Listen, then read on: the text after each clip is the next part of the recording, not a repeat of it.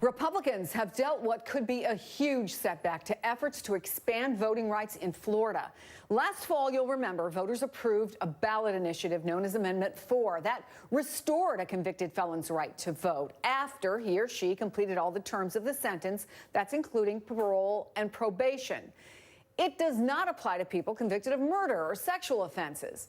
But now the Republican legislature has passed a bill that could mean hundreds of thousands of those voters will essentially be denied that newly won right because the bill requires felons to pay back all court-ordered fines, fees, and restitutions before their eligibility to vote is restored. The legislation now heads to the Republican governor, Ron DeSantis, who has not said whether he'll sign it.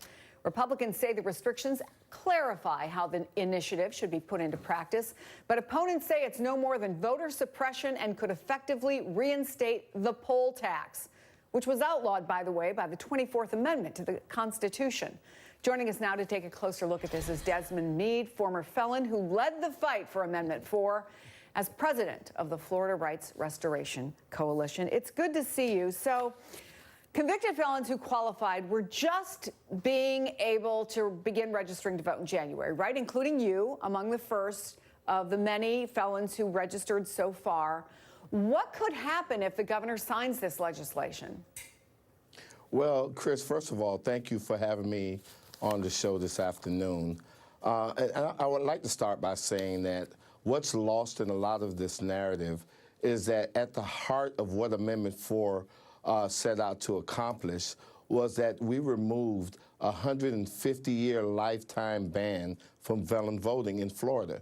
You know, that's what it set out to do, and that remains intact. In spite of the legislation that has recently come out of the Florida House, what we know is in Florida, a person who is convicted of a felony offense will no longer be face a lifetime ban from voting. And so we've accomplished that. That victory is secure and intact. And what we know is that the Sentencing Project estimated in 2016 alone, nearly 1.5 million Floridians had completed felony sentences but couldn't vote, right? That's about 9.2% of the voting age population, roughly 18% of African-American voting population. Do you see this move by the Republican legislature as voter suppression? Well, that's a very broad question to ask, Chris, because to be totally honest with you, we were opposed to any implementing legislation, and we're still opposed to any implementing legislation. However, we knew that legislation was inevitable. And so we actually worked with Republican legislators to try to clean up the legislation that they introduced, because when they first introduced this legislation, it expanded the financial obligations that a returning citizen would have to face. And so we worked diligently with Republican legislators, and there are some gems in this legislation that gives us hope. For instance, now but let's talk about this, what has happened right now, because it has a lot of people up in arms, people who fought so hard to get that bill passed, and now they're adding additional roadblocks, arguably. Look, isn't the reality that if you are coming out of prison, if you are a convicted felon, you're not rolling in cash, right?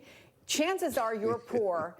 Anything that says in order to vote, in order to take advantage of this new legislation, you have to pay for it, largely eliminates a vast swath of this population. It has the effect of nullifying it.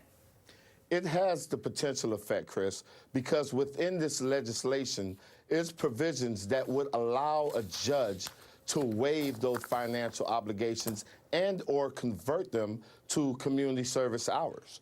And so that is a benefit in which we'll be able to assist the population that would be impacted by this legislation and allow them to register to vote. That's very important to know, because at the end of the day and at the heart of the matter is that the lifetime ban is removed. So every citizen, every returning citizen will be able to register to vote. The legislation just gives us some hurdles that we have to navigate, but all is not lost. There's there's no gloom and doom in our camp.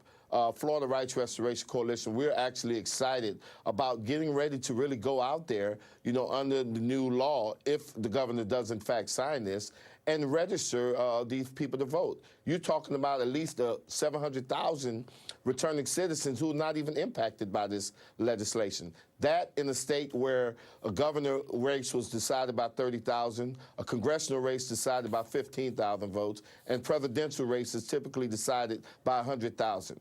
We have 700,000 returning citizens that would not be impacted by this legislation, and the remaining 700,000, there is a pathway to relief for those individuals. And so we're looking at the silver lining in all of this, and we're moving forward.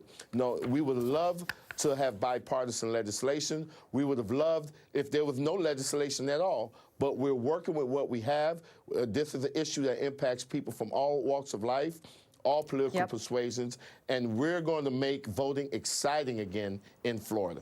Desmond Meade, good to see you. Thank you so much for being with us. Thank you for having me.